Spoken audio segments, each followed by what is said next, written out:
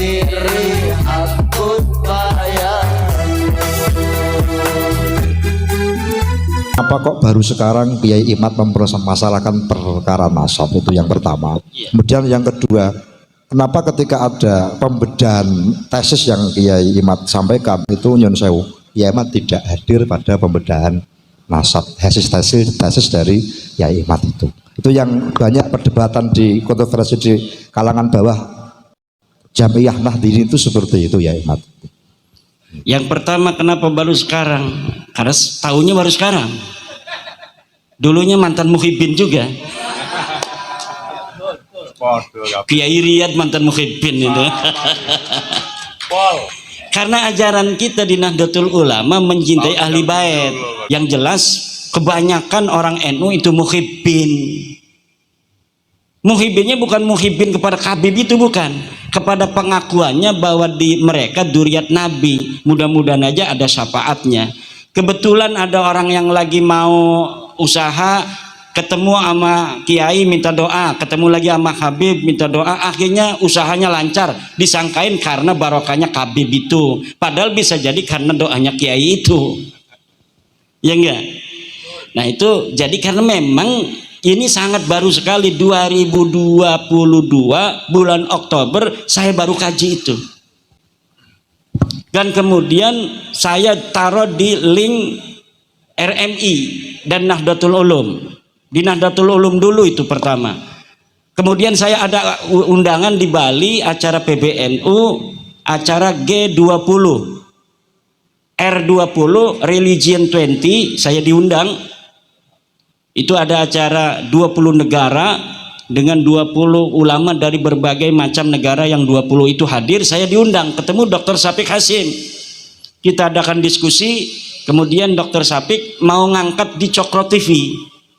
Diangkatlah itu tulisan saya di Cokro TV bahwa genealogi Habib ini menurut Kiai Haji Madudin Usman terputus sebagai keturunan Nabi. Itu belum ada respon banyak juga.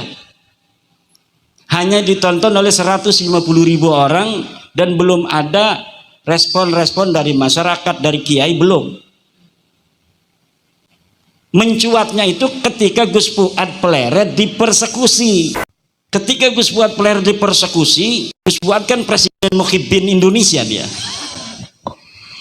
Presiden, nah kata Gus Fuad, ini kayaknya benar tesisnya Kiai Imad itu. Yang ngaku muhibbin, yang mengaku turunan Nabi kok begini akhlaknya. Akhirnya dia percaya kepada tesis saya. Sebelumnya belum dia sudah lama itu tahu, tapi dia nggak percaya juga karena dia presiden muhibbin Indonesia. Nah akhirnya berkembang, banyak yang respon. Yang paling hebat responnya adalah Solo Raya. Walaupun bukan yang pertama itu PCNU Garut. Dia ngundang saya, setelah itu bikin pernyataan bahwa tidak akan ngundang Habib di acara NU Kabupaten Garut. Kemudian Majalengka tapi tidak berani bikin pernyataan. Tapi yang paling hebat itu langsung se-Solo Raya sekian banyak PCNU.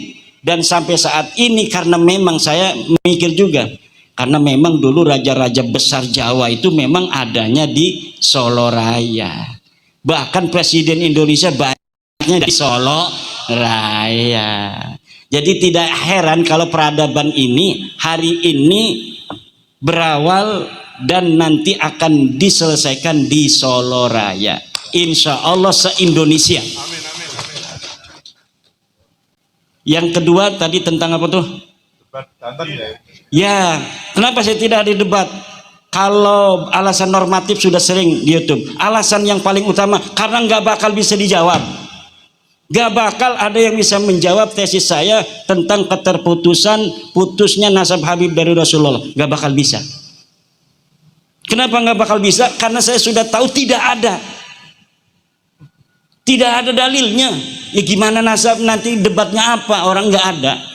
Jadi kalau misalnya saudara-saudara saya yang ada di depan Ya, dia kalah nanti saya memalukan saudara sendiri. Makanya saya bilang harus ada Rabithah Alawiyah. Karena kalau ada Rabithah Alawiyah, kalau kalah nanti dilihat banyak orang. Dan itu bukan saudara saya. Karena mereka bilang kita bukan saudara. Buktinya mau ngawinin anaknya nggak boleh tuh kiai-kiai. Katanya Kiai Tahir. Betul apa tidak?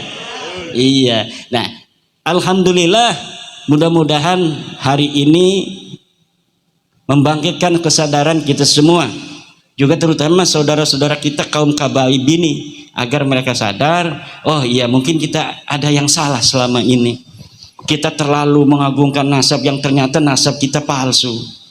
Kita tidak ingin lagi menyakiti orang-orang Jawa yang luar biasa, ternyata nasabnya lebih sohe daripada kita. Begitu aja beres itu.